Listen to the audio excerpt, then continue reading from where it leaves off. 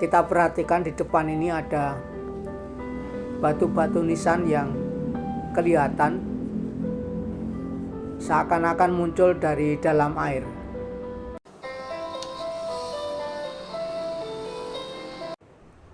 Para sahabat semua, selamat berjumpa kembali dengan saya di tempat ini. Semoga para sahabat dalam keadaan sehat, bahagia, selalu penuh berkah melimpah dari Tuhan. Kali ini kita berada di ibu kota kecamatan Nguntoronadi. Tampak di depan ini adalah lapangan betal, alun-alun betal baru. Dan di sebelah depan sana itu ada jalan masuk, adalah kantor kecamatan Nguntoronadi. Bulan September yang cukup panas, meskipun beberapa kali turun hujan di tempat ini. Air waduk Gajah Mungkur pastilah dalam keadaan yang mengering. Nah, kali ini saya ingin mengajak para sahabat semua untuk menuju ke sana. Yang ada dalam pikiran saya dari tempat ini, saya ingin mengajak untuk menuju ke daerah Ngadiroyo, di mana di sana itu ada sebelah barat ya, ada Sungai Keduang. Dan saya mendengar dari seorang teman bahwa di sana itu ada semacam pembangunan talut atau saya pikir cek dam ya, yang digunakan untuk menahan sedimen dari Sungai Keduang.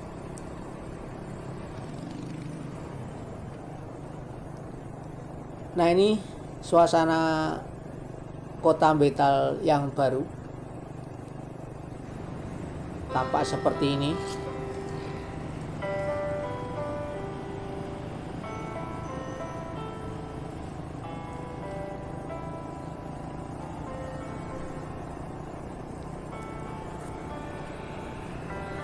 Ingat saya di tempat ini mulai katakanlah dibangun untuk pemindahan. Ingat saya sekitar tahun 80-an sudah mulai dibangun. Tapi waktu itu belum seperti ini. Nah, di kanan kita ini ada SMP 1 Nguntoronadi.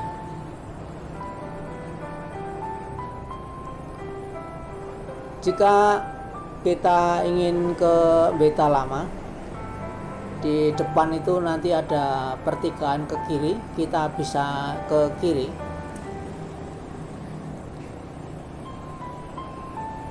Nah, di depan kiri tampak gapura. Ini bisa masuk ke Beta Lama kalau ke kiri. Nah, kita sampai di petir. Ini tanjakan yang cukup panjang dan cukup jauh.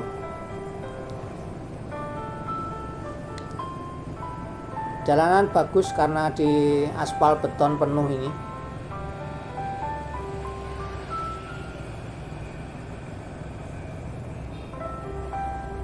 Dan kita sekarang sampai di kawasan Gunung Pegat. Suasananya seperti ini kalau siang hari. Banyak pepohonan di tempat ini, dan kalau malam suasananya kadang-kadang sungguh sepi, lebih-lebih jika katakanlah jam 12-an malam, karena kendaraan sudah tidak terlalu banyak. Meskipun masih ada 1-2 yang melalui tempat ini. Nah, ini banyak pohon-pohon, sungguh bagus. Kalau siang hari rasanya cukup teduh di tempat ini, hanya karena ini musim kemarau. Pohon daun-daun kering banyak berguguran. Di sebelah kiri kita ini ada hutan jati yang cukup bagus. Nah, di sebelah kanan kita ini ada gunung yang orang mengenal sebagai Gunung Pegat. Nah, tampak tadi di atas kita itu adalah pohon beringin yang cukup besar. Dan kalau kita berjalan malam hari di tempat ini, sekarang saya merasakan cukup nyaman karena lampu penerangan jalan hidup sampai kira-kira di sebelah jembatan tadi. Yang saya kira harus diwaspadai kalau melalui tempat ini, jika hujan besar dan angin, ya kita harus hati-hati karena bisa jadi ada pohon yang tumbang atau ranting yang patah. Selain itu, di tempat ini kadang-kadang ada sekumpulan kera yang menyeberang, lebih-lebih jika di musim kemarau, karena saya pikir di gunung air sudah mulai mengering dan mereka berusaha mendapatkan air dari waduk atau dari sebelah tempat ini. Nah, di sebelah kiri kita ini biasanya ada tanaman tebu. Tampak di kiri kita ada tunas-tunas tebu yang mulai menghijau. Dan di tempat ini ya kita kadang-kadang harus sedikit hati-hati. Kalau ada kera yang melintas bisa tentu saja membahayakan diri kita, dan bisa juga kera bisa mengalami cedera karena kendaraan kita. Cukup jauh ya tempat yang sepi dari kalau dari arah Betal itu ada namanya desa Kepuh, lalu akan ketemu desa lagi di tempat ini.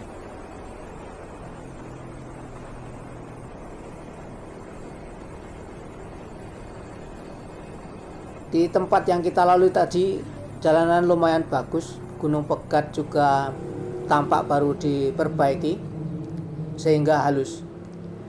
Untuk tempat-tempat lain kadang-kadang banyak yang bergelombang jalannya ya. Harus hati-hati para pengendara yang melintasi ruas jalan Ngadirojo Mbaturno. Nah, kita masuk gang ini di desa Ngadiroyo.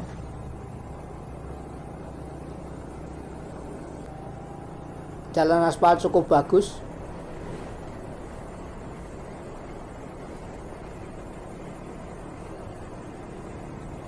Dan cukup sepi ya.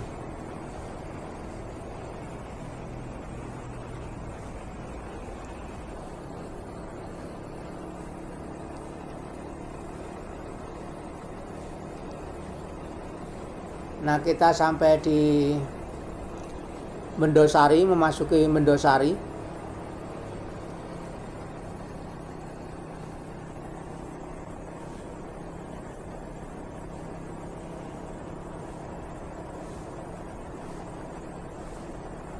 Tampak daun-daun berguguran, lebih-lebih daun jati. Dan di kiri kanan kalau kita perhatikan itu ada pohon jambu mete yang buahnya sudah mulai tua.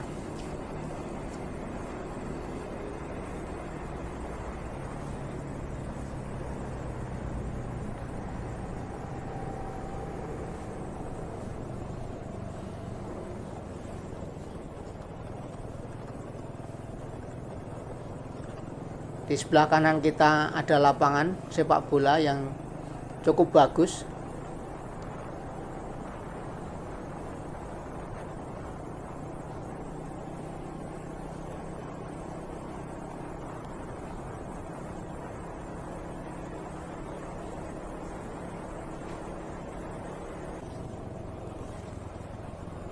Suasana desa yang rasanya cukup menyenangkan di tempat ini. Ini ada SD dan ini ada tugu. Ini tugu Ploso di Ploso. Kalau ke kiri nanti kita itu tembus ke arah jalan raya Ngadirojo Mbaturno. Kita sekarang ambil ke arah kanan untuk menuju ke arah waduk. Nah, sekarang kita sampai di Kalinggedong. Rupanya kita nggak bisa masuk karena ada pekerjaan proyek. Di depan sana ada tanda larangan. Dan kita coba melihat keadaan di tempat ini. Nah, ini tampak Kalinggedong. Di depan itu ada gorong-gorong. Konon menurut penduduk ini, sungai ini dialihkan ya, supaya pekerjaan cek dam yang ada di sebelah gorong-gorong, nah sebelah depan kita itu bisa berjalan dengan lancar. Nah, cek dam itu dibangun untuk mengendapkan sedimen supaya tidak masuk ke bangunan utama bendungan Gajah Mungkur yang tidak jauh dari tempat ini. Nah, di depan sana itu muaranya. Kali ini karena tidak bisa ke cek dam, saya ingin mengajak untuk menuju ke arah muara.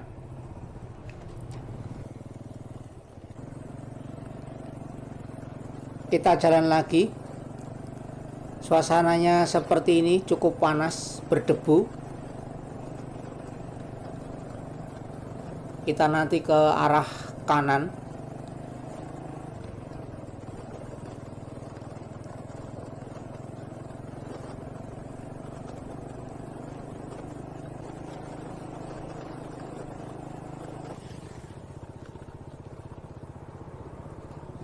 Nah, ini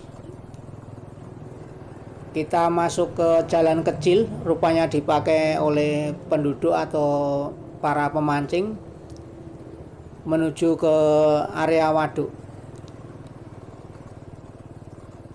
Kalau saya perhatikan, ada banyak cabang-cabang jalan kecil. Semoga saja kita sampai ke tempat yang memang kita inginkan.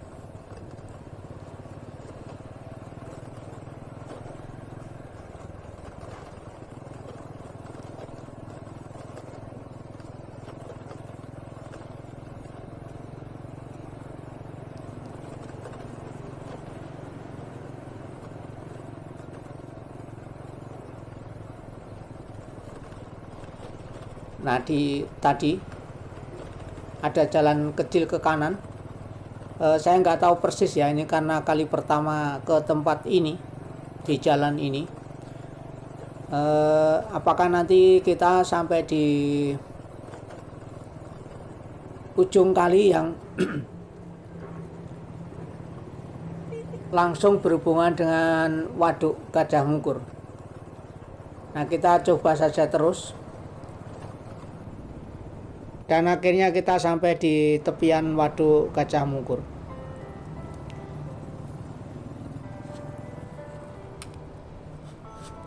Nah, tentu saja yang kita lewati ini jika musim hujan pasti terendam air. Lalu ini rupanya air surut sehingga suasananya tampak seperti ini. Di depan kita ada akar yang menarik seperti akar bakau. Nah, ini tampak tanah yang terkikis hempasan air. Nah, ini suasananya seperti ini. Akar tampak bagus di depan kita. Dan di depan sana itu ada gunung kecil ya. Nah, kelihatan itu bukit. Itu adalah Watu Cenik yang menurut saya jika kita ke sana tampak begitu indah. Kita lanjut lagi ke sebelah sedikit ini, tidak jauh dari tempat tadi.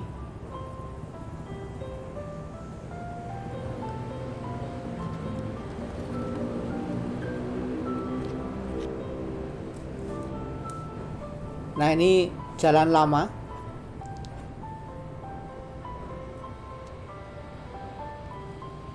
Tampak seperti ini. Seingat saya kalau dari Beta Lama itu ada beberapa desa yang masih tertanam di dalam otak. Ada desa ada Gesing, ada Gamping, ada Godang Dondong. Lalu di tempat ini menurut penduduk adalah sekitar desa Candi. Jadi di tempat ini dulu ada desa yang namanya Candi. Ini tampak jalanan yang masih tersisa.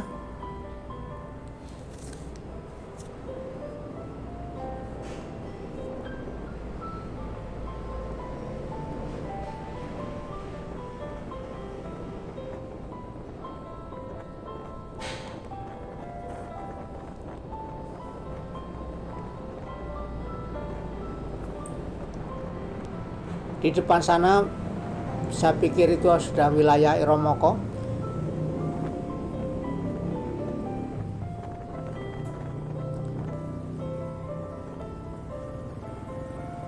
Dan mari kita jalan lagi untuk menelusuri tempat di area ini. Kita mencoba untuk menyusuri jalan lama, namun tentu saja tidak bisa, harus mencari jalan-jalan yang ada, yang biasa dilewati, karena rupanya jalan lama sudah ditumbuhi semak. Dan ini kita ketemu lagi jalan yang tadi tembusannya jalan aspal. Tampak dari bekas-bekas aspal yang masih kelihatan.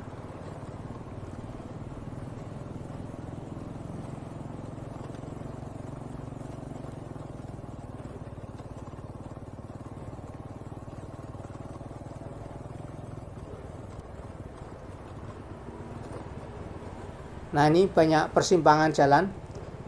Saya mencoba untuk ngambil yang lurus dengan harapan ketemu dengan sungai tadi.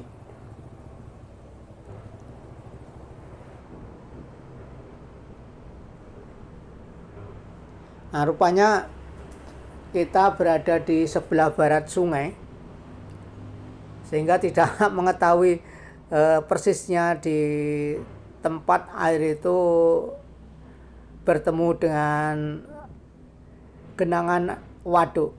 Nah, kira-kira sungai tadi ada di depan sana, dan kita sekarang mencoba untuk menyusuri tempat di sekitar ini. Nah, seingat saya di depan sana itu dulu adalah Somoulun, karena dari tempat ini bendungan utama itu sudah kelihatan, tampak dekat, namun kita tidak bisa ke sana karena terhalang air. Tampak rumput-rumput yang menghijau karena rupanya sudah agak lama ini terkena sinar matahari sehingga biji-bijian rumput bisa tumbuh. Ini tampak semak-semak legumen yang sudah mengering. Dan kita ketemu dengan jalan yang tadi. Nah, ini tampak aspal yang bagus. Ini masih bagus ya. Meski sekian lama terendam air.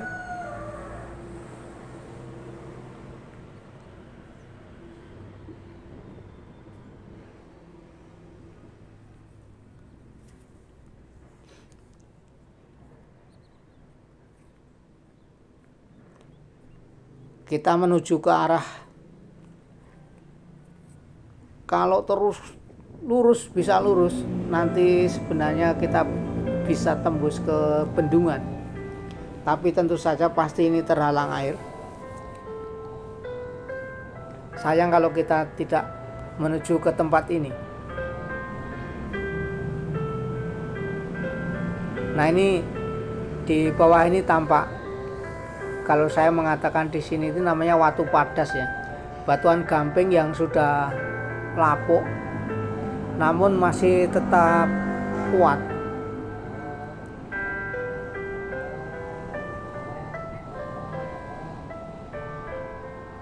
Nah, ini tampak batu seperti ini.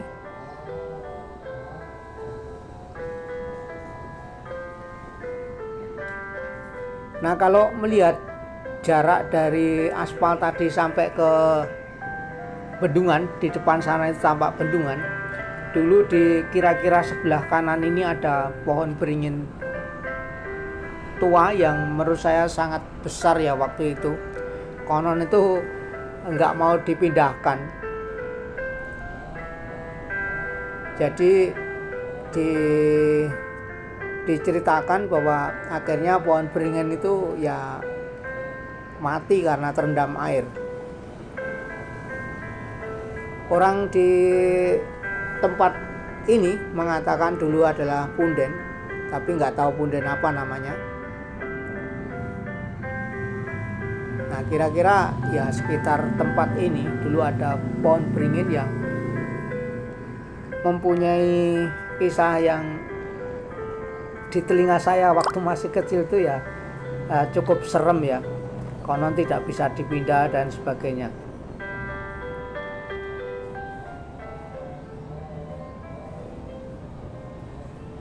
Nah, tampak di depan kita ini ada perahu nelayan, dan di depan sana itu adalah bendungannya Wonogiri. Kita zoom.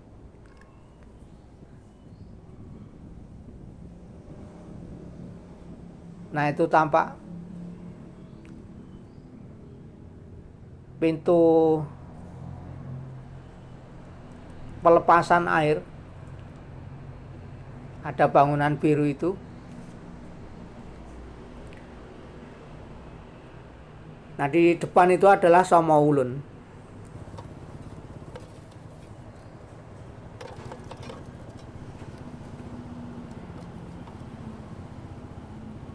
Nah, kita mencoba untuk berputar melalui jalan. Ini di sebelah sisi barat kita tadi. Sebenarnya tidak jauh, tapi kalau melewati tepi air kan kadang-kadang ya becek, lalu banyak semak berduri. Nah, ini rupanya saya menemukan jalan ini dan mencoba untuk sampai ke sisi sebelah dari tempat yang berbatu tadi.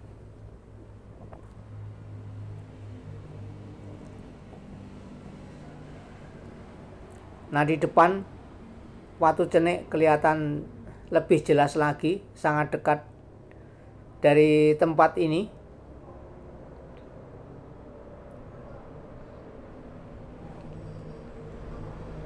Nah, tampak di depan kita itu adalah jembatan yang menghubungkan Wonogiri dengan Eromoko, Praci, dan sekitarnya.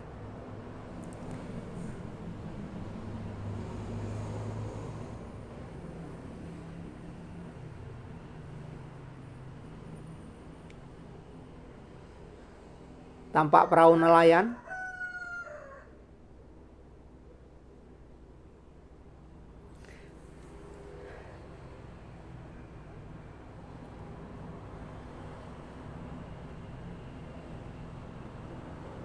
Motor saya parkir di depan sana. Rupanya tempat ini terendam cukup dalam karena kita turun. Dan kita perhatikan di depan ini ada batu-batu nisan yang kelihatan seakan-akan muncul dari dalam air. Nah, ini tampak jelas meskipun ini saya yakin sudah tidak pada tempatnya lagi, tempat semula, tempat yang asli.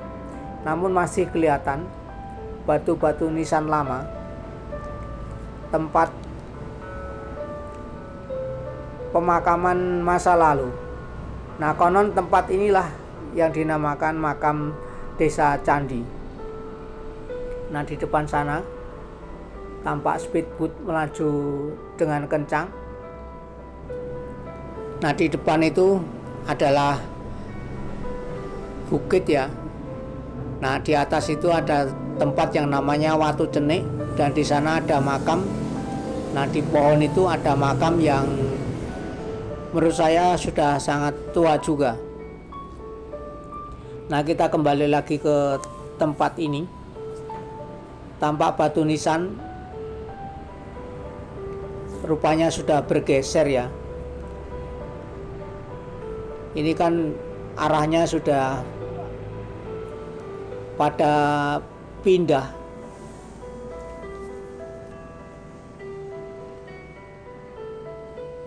Nah, tampak di depan itu ada yang pecah menjadi dua. Ini rupanya ada ikan. Nah, ini pecah menjadi dua.